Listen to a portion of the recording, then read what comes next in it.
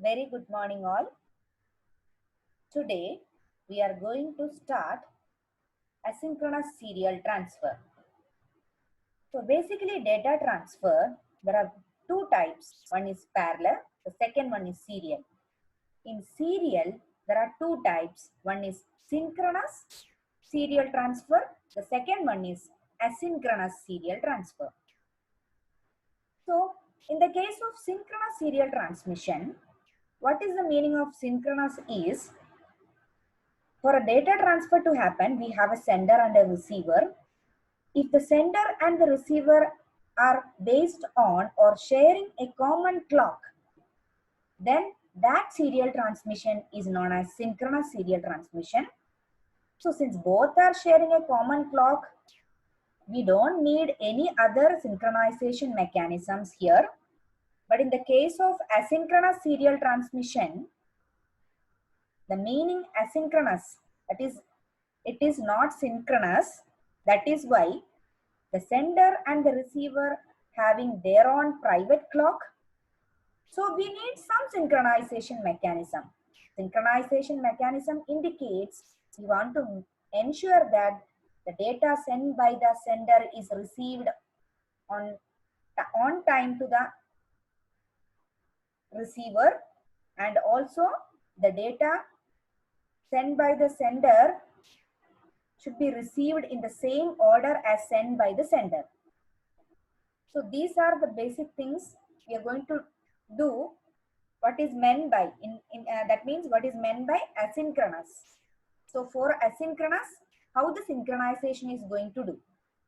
Synchronization deals with how the data is transferring, in what order is data is receiving, etc. We will go in detail. We will see what is meant by asynchronous serial transfer. So what I said, since asynchronous serial transfer needs some synchronization mechanism, because sender and the receiver both are having their own private clock. So what's happening is, here we are using special bits that are inserted to both ends of the character code. What is this special bits? So usually our character bits is our data which is being transmitted from the sender to the receiver. So special bits are start bit and stop bits. What is start bit? Which indicates starting of the transmission. What is stop bit? Which indicates the stop of the or the end of the transmission. Start bit is always 1 bit, which should be always 0. Stop bits are 2 bits. And out of these 2 bits, the last bit will be always 1, which indicates this is the end of the transmission. Okay. So there are various conventions used in the data transmission. The first one is transmitter resets at the one state. That means transmitter is at the one state when no character is transmitted. As I said, the first bit is called start bit, which is always 0, which indicates the beginning of the transmission. And the last bit is 1. I said stop bits are 2 bits. In that 2 bits, the last one is always 1, which indicates the end of the transmission. Here, there are some transmission rules. Okay, these rules are used, or it is useful for the receiver to know about the transmission from the sender. The first rule is, when a character is not being sent, the line is kept in the one state. So when the line is in one state indicates that is the character is not being sent. So you can see there is a asynchronous serial transmission one diagram. Here it is indicated this is the start bit and these are the character bits. So start bits is always 0 and stop bits, the last bit will be always 1. So how many bits are there here? 1, 1, 0, 0, 0, 1, 0, 1. So 1, 2, 3, 4, 5, 6, 7, 8. 8 bits are character bits here. Okay. So when a character is not being sent, the line is kept in the one state is the first rule. The second one is the initiation of a character is detected from the start bit, which is always 0. So this will be always 0. The character bit is always follow the start bit. So character is followed by the start bit. After the last bit of the character is transmitted, there are two bits are detected when the line returns to one state. So in that, the last bit will be a 1 bit. And not only these two special bits will help the receiver. The receiver knows in advance the transfer rate of the bits. That means what is transfer rate of the bits? The receiver knows already what is the sending rate. Data transfer rate means what the rate at which the data has been transmitted by the sender. Number of bits transmitted per second. So that already receiver knows, and also one more information receiver is having, that is the number of bits it is expecting from the sender. These two information plus the special bits will help the receiver to get the information correctly on time in the correct order. So I think now it's clear what is asynchronous serial transmission. Next, we will see what is Universal Asynchronous Receiver Transmitter, UART.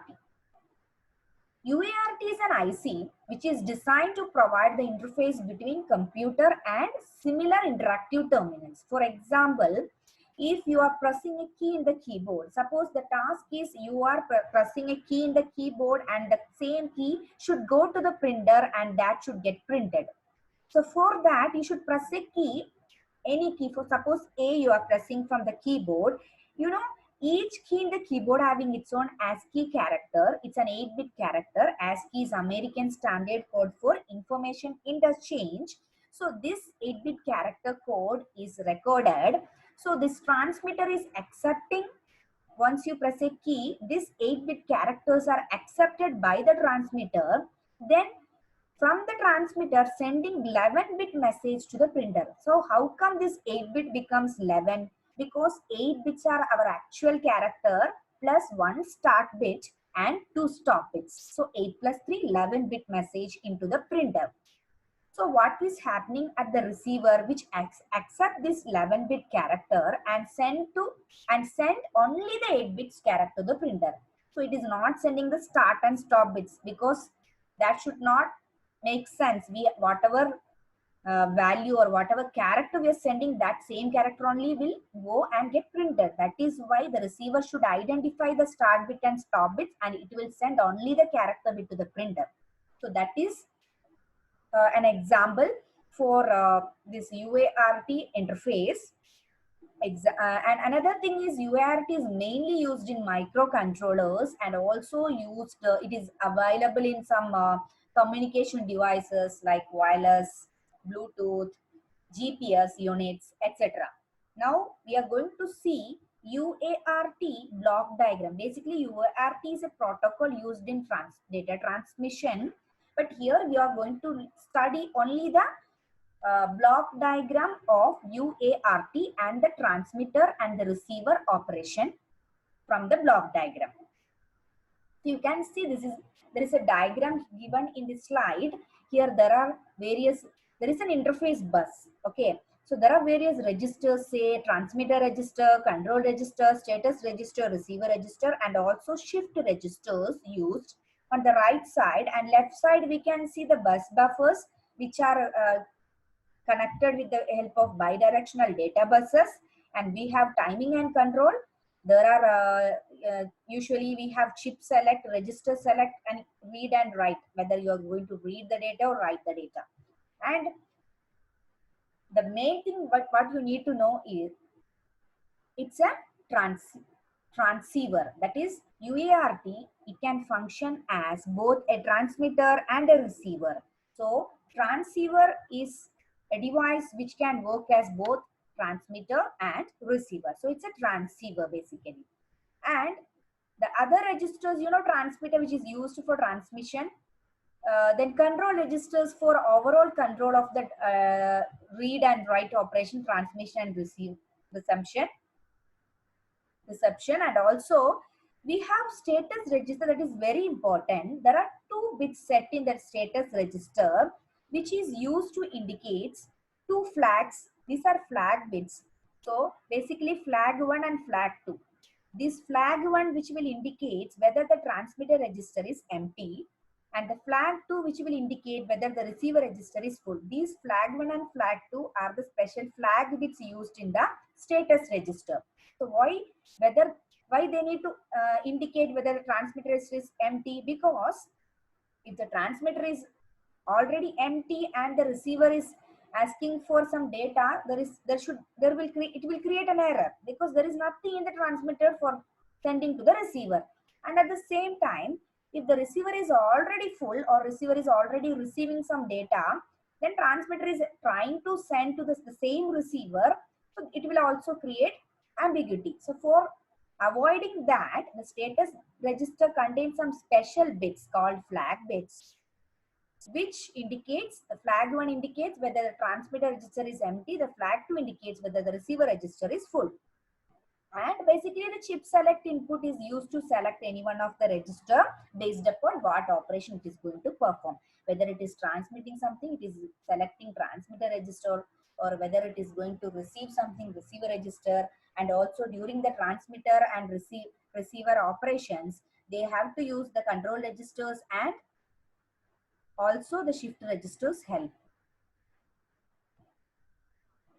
So here you can see transmitter register accept data byte from the CPU through the data bus and transfer to shift register. Receiver register, which is from the shift register, it is receiving the data and sent to the receiver register. That is the receiver operation. Status register bits, I said there are two flag bits. Flag 1 checks whether the transmitter register is empty. Flag 2 checks whether the receiver register is full. Control bits, I didn't discuss about this. So what is control register bits? Basically it is used for what is the transmitter baud rate and receiver baud rate. What is baud rate? Number of bits transmitter per second. That is baud rate. So here, what is the baud rate of transmitter? What is the baud rate of receiver? And also whether to generate a parity for error checking, and what is the number of stop bits used, etc. All this controlling information will be stored in the control register bits. Now we will see in detail what is transmitter operation. So how transmitter is working. So transmitter in CPU access status register flag. Why? Because status register will indicate whether transmitter is empty or full. So we should, before starting the transmitter operation, the CPU will make sure that the transmitter register or the transmitter is empty by checking the flag 1. So if it is empty, then CPU is sending a character to the transmitter register. So also as soon as you send a character to the transmitter register, this UART interface which will clear the flag, because the flag, why it is going to clear? To make the transmitter full. Already CPU has been sent some data to the transmitter now. So now the transmitter has become full. Before it was empty, so CPU sends some data. Now transmitter become full. Immediately interface clear the flag 1 in the status register. Next, what is the step is transmitter shifting this register. And also before that, it is appending a 0, which is the start bit of the transmission. And this character is transferred in parallel from transmitter to shift register. After this only shifting will happen, not before. So first appending the 0 bit, then character is transferred in parallel from transmitter register to shift register. Then once it is given to the shift register, appending stop bits into the shift register, because that indicates the end of the transmission. Then once the data, whatever character which is has been moved to the shift register, and also the start and stop bit appending has been done, then transmitter register or the transmitter is now empty. So which is again setting the flag in the status register to make the transmitter is empty now. Next, the character which can be transmitted 1 bit at a time by shifting the bit with a specified baud rate. So that is why we are using shift register. It is used to shift the bit 1 bit at a time. And how much time required to transfer 1 bit That depends upon the baud rate. Baud rate is number of bits transmitted per second, and also one bit, like that if it is transmitting, for example, if the baud rate is 4 bits can be transmitted per second, that is the meaning. For just one example I told. Now receiver operation. So what so far we discussed was transmitter operation. I will repeat that. CPU will check whether the transmitter is empty. If it by checking the flag 1 value of the status bit, then if it found transmitter is empty, CPU will send the character to the transmitter. Transmitter will append the 0 bit at the start, that is the start bit. After that, it is giving the data or the character bits to the shift register and also appending stop bits, making after that transmitter making the transmitter empty again by resetting the flag 1 value in the status register. Now the shift register shift 1 by 1 bit based upon the baud rate. Now the receiver operation.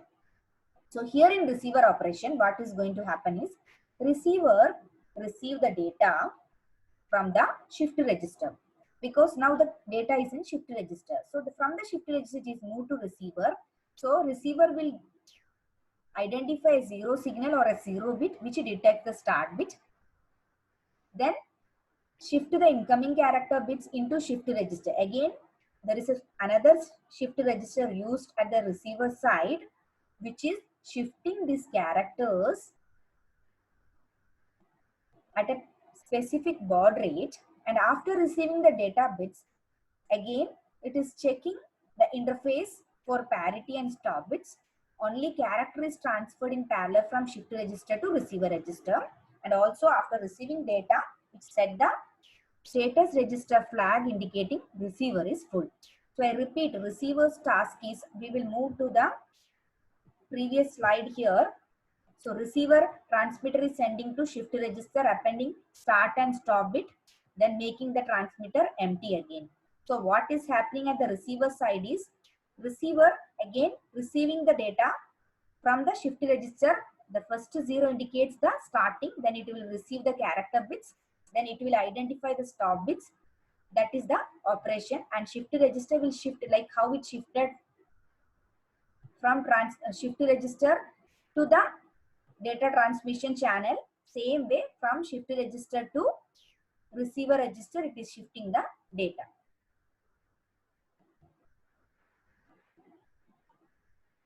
Next topic is FIFO, first in first out buffer. So it's a memory unit which is used to store some information. So mainly where FIFO is used, and which is used for storing data which arrives to a microcontroller peripheral which is coming asynchronously. So it is used for asynchronous data transmission. So the name itself, it is clear, it is working in first out manner. There are 4 registers, says R1, R2, R3, R4. You can see the same thing in the next slide. There is a block diagram. Then each register is controlled by a flip-flop. There are 4 registers, there are 4 flip-flops, says F1, F2, F3, F4.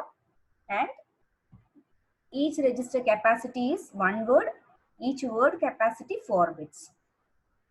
Then we can say total 4 words, because there are 4 registers. You can store 4 words, each register 1 word, so total 4 words and 4 bit each. Clear?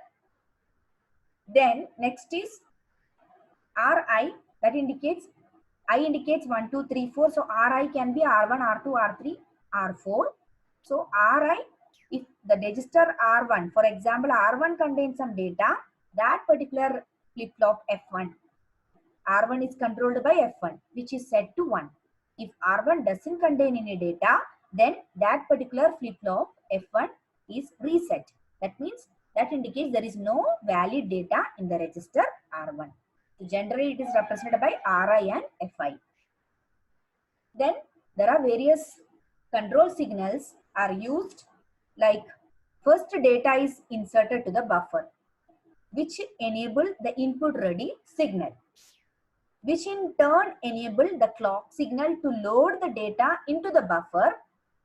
How? By enabling insert signal. So this is the sequence of operations. Next we will go and see the block diagram of first in first out buffer. So this is very simple. You can see there are 4 flip-flops. These flip-flops are SR flip-flops. You know about what is SR flip-flops. And each register R1 is controlled by F1. R2 is controlled by F2 flip-flop.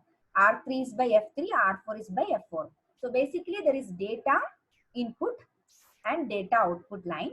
So the data which is inputted at the starting, which is moved to, which is stored in R1 register, there is a one word of data, that means 4-bit, which is slowly moved to R2. So what is happening before moving to R2? When data received at R1, F1 value is set. That is, F1 value will be 1. That indicates R1 contains some data. And now what is happening is, when data from R1 is moved to R2, F2 is set to 1. At the same time, F1 is reset. Then data is moved from R2 to R3. F3 is set to 1 and F2 is reset. Finally, from R3 it is moved to R4. So F4 flip-flop is set to 1. F3 will reset. So this is the operation. Then outputs data, you can see data output. Output data are always in the same order in which the data entered at the buffer. And this application is used where data is transferred asynchronously.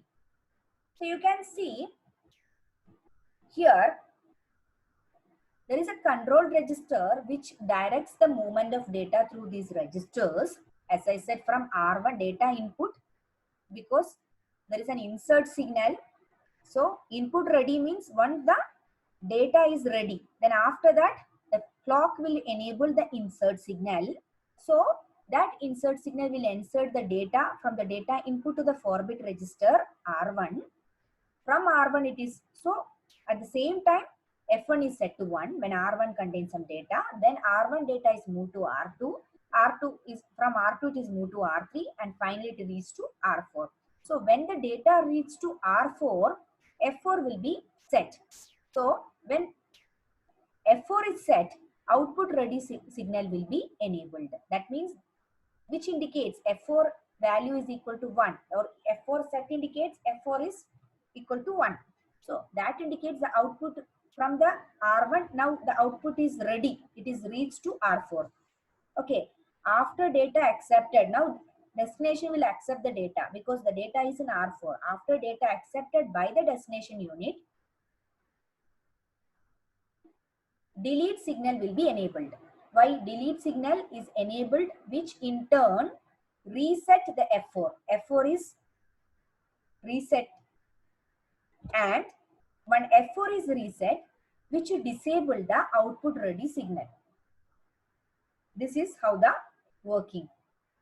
And there is, you can see one master clear. This master clear is used to initialize all control register flip-flops to 0. So I hope it's clear for you.